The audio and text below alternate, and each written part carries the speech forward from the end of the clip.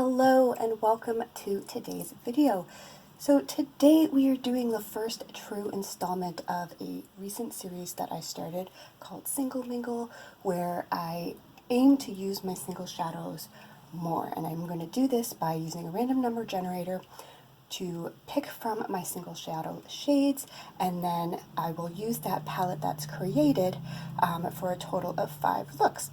So this is the first video where I have used the palette that I created in the intro. I've got 5 looks to share with you. I'm going to talk about the shadows, and then we are going to draw new shades for me to use for another 5 looks. So I am going to put up first on the screen a picture of the shades I used with the color names, just in case you're curious. But the whole point of this is just to use our collections. So as we go along, I encourage you to play along if you want and just pull things from your collection that are similar. So this is the palette that I drew from the last, like I said, from the intro video. And I'm all set to share my looks with you. So I'm going to move this to the side so I can put up some pictures. And I have to say, I had so much fun playing with this color story.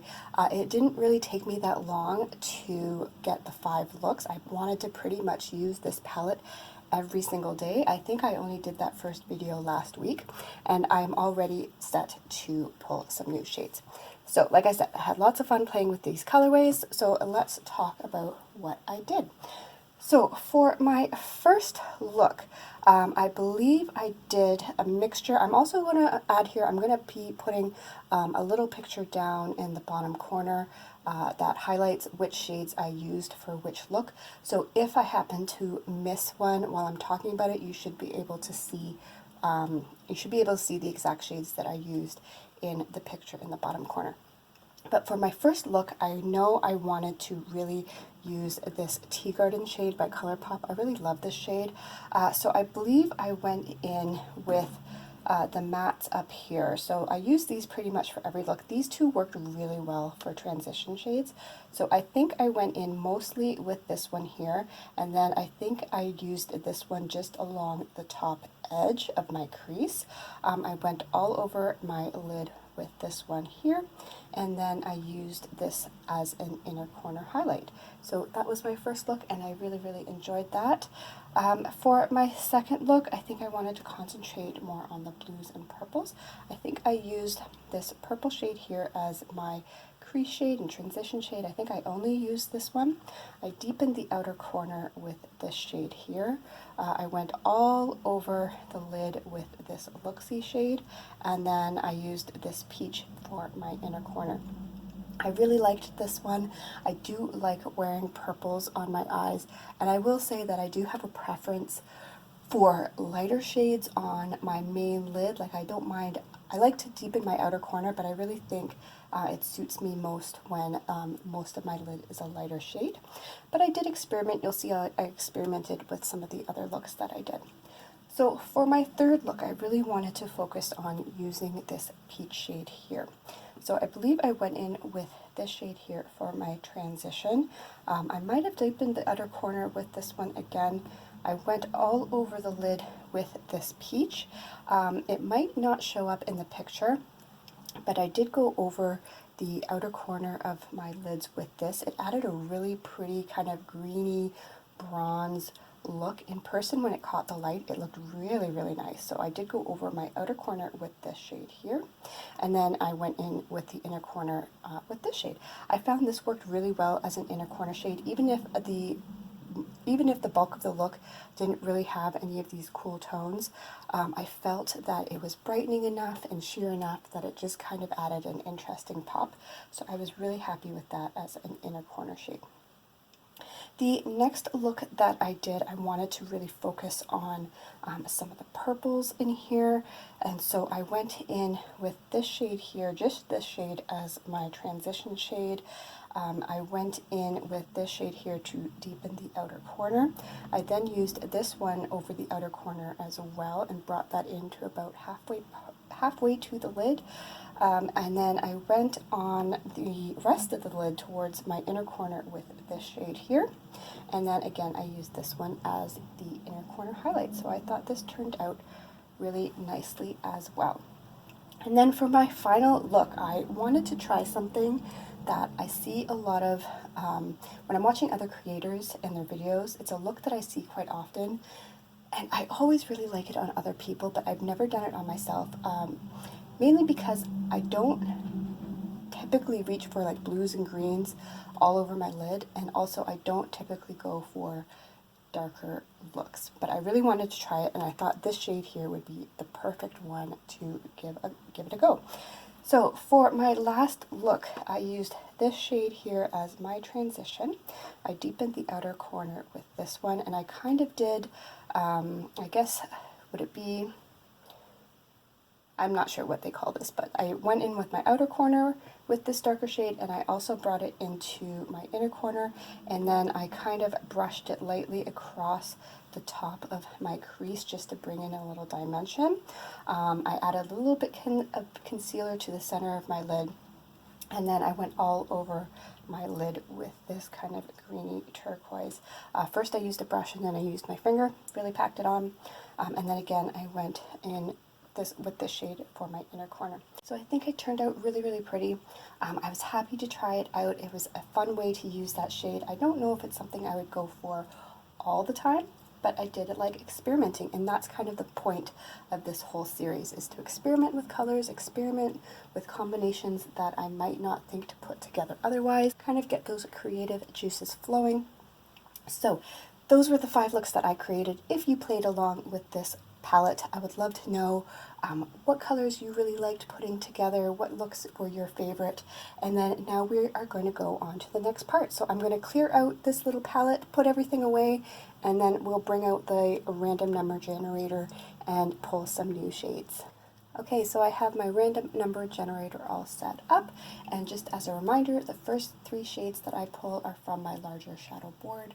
The next 3 shades I'm going to pull are from one of my Looksy palettes, and then the final 3 shades that I pull are free choice, so that I can pull a few shades that I think I'm going to need to kind of work with the colors that are randomly chosen. So I have it set up. I have 108 shadows on my board, so I've got 3 choices from 108, and let's see what we get.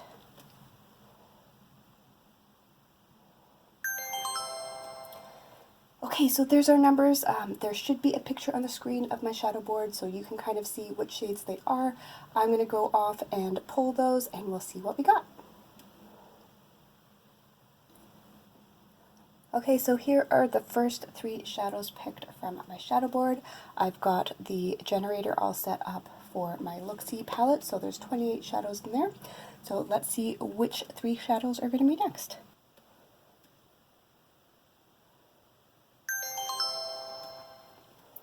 So there are our 3 numbers. There should be a picture of my Looksy palette on the screen there so you can follow along.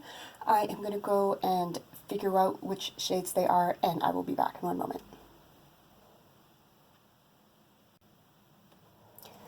So here are the 3 shades that were pulled from my Looksy palette, and already I'm feeling a little intimidated. This shade here is just one that I don't tend to reach for often. Blues are just not my thing, especially matte blues. I don't mind shimmer blues. Matte blues I find difficult to work with, just with the looks that I tend to create. So this is going to be a challenge. This is going to be a good exercise for me.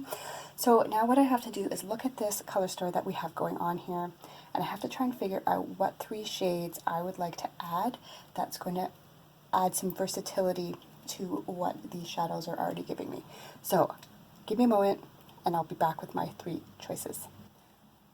Alright, I'm back, and guys, I'm not gonna lie, this was a bit of a challenge to figure out which 3 shades I wanted to go with the 6 that were randomly chosen. I would love to know in the comments below, based on these 6 shades that were chosen by the generator, what type of shades would you have picked to go with these? So I've got the shades that I'm picking. We're gonna do some swatches now, just in case you want to play along. You can kind of see what colors we're going to be working with. But these are the shades that I picked, and I'm going to explain why once we get there. Okay, so we're going to start with the swatches on the top row. Here are the finger swatches. So I've kind of got them backwards here. This shade here is the first one, which is Chic Happens from ColourPop. This second one here is Coastal Scents Concrete Jungle. And this last one here is Peanut Butter from Sydney Grace.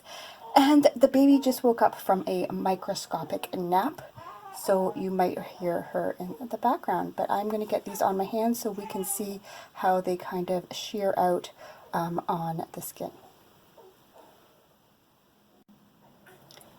So here we have our hand swatches. So this one on the end is the ColourPop one. I'm actually really happy that this shade was chosen because that's going to work really, really well as a just a neutral kind of transition shade for me. I'll be able to use that in a lot of the looks. This one here is Concrete Jungle from Coastal Scents, and it's kind of this metallic taupey neutral brown. So I think that's going to be a lot of fun to play with too. I don't often reach for shades like that, so I think that's going to be a fun one to incorporate. And then finally we have Peanut Butter by Sydney Grace, and this is just going to be a really nice kind of warmer toned matte.